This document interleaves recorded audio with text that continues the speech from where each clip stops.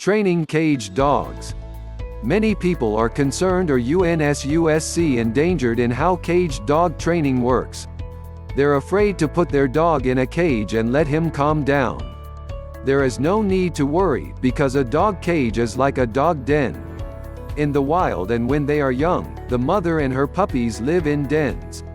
These dens are quiet and comfortable places where the dog can rest and warm up safely. So, in reality, you're bringing your dog back to its natural state. To make your dog feel more comfortable, make sure there is a soft litter box and possibly cover part of the top of the cage with a towel, which will give your dog a sense of closeness and safety. The most frequently asked questions. How big should I be? Your cage should be large enough for your dog to get up and turn around. Smaller, it will be uncomfortable and larger, and the dog will not feel like it is a den. Dogs especially like to feel safe and secure.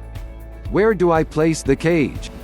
Most dogs like to be close to their families because they are pack animals.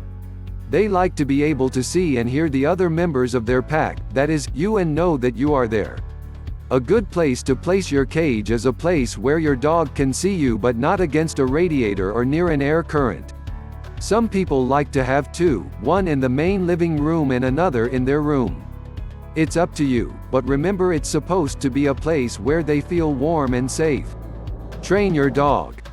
Training caged dogs is easier if you start when they are puppies. That said, all you need is time and patience to train older dogs. In fact, training older dogs has proven to be very effective. For starters, just let your dog get used to being there. Place a familiar smell such as a towel or your search bed inside. Don't try to force the dog in, but make him understand that the cage won't hurt him. Gradually start placing toys or treats in the cage and let your dog pick them up inside. This allows your dog to establish a good relationship with the cage, and you will soon see your dog settle inside to eat the treat or play with his toy or even just sleep. When your dog gets used to the cage and inside, you start closing the door for short periods of time. Stay close so your dog doesn't worry. Gradually increase this time and start going out for a short time to allow the dog to get used to being inside the cage. You can then increase this time so that the dog knows you are coming back and still feels safe. Don't leave your dog too long and make sure he's walking and having fun when you're there. Different ways to use your cage. Training at home. Dogs automatically try not to wet their sleeping area. It is a natural instinct that settles in them from an early age. Their mother shows them how to keep this area clean, so that when you start training a puppy at home, he tries to keep his cage clean. Remember that puppies can't hold back for long, so be sure to let them out every hour.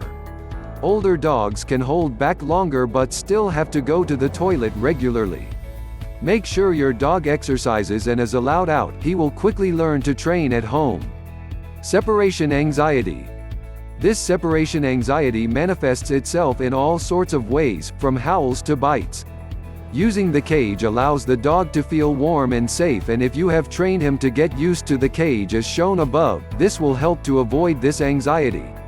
Once your dog knows that his cage is a safe environment, he will treat it as if it were his den. This will keep him calm and minimize the amount he bites. As it is safe, you know it will not be able to chew and damage your home, which gives you peace of mind. Leaving a sweater or towel that smells like in the cage will also help the dog feel calm and safe. Chew. Some dogs are prone to chewing, especially when they are young. They do it for all sorts of reasons, from anxiety to boredom. Unfortunately, going home after being destroyed by your dog does not promote a good relationship between the dog and the man. Using a cage will minimize this risk. If you leave toys to chew in the cage, this will help the dog not to get bored and keep him busy. Filling a Kong with frozen sauce or cookies will ease the boredom of young dogs. But remember that the dog cage is not something you can leave your dog in all day. Rules for using your dog cage. Cage training can be a good thing, but you have to be reasonable and follow a few simple rules to make sure your dog treats him like a den and not as a place where he feels like he's locked up. Never force your dog into the cage. Let the dog get used to the cage, then start leaving him in by accumulating the time needed to make him feel relaxed and safe. Don't leave your dog unattended for hours without walking him. Remove all chains and labels so there is no risk of getting caught. Make the cage as comfortable as possible. Leave toys and treats to your dog. Make sure you have a cage big enough for your dog. Dog cages come in all kinds of shapes and sizes. There are many for large dogs and also for small ones. So I'm sure you'll be able to find one that's right for you and that meets your dog's needs. As you can see, pet cages are a great way to help your dog overcome his training needs. They are not a place where you can place the dog to simply solve problems for the convenience of owners, but are designed to help owners identify and work with their dogs to overcome problems.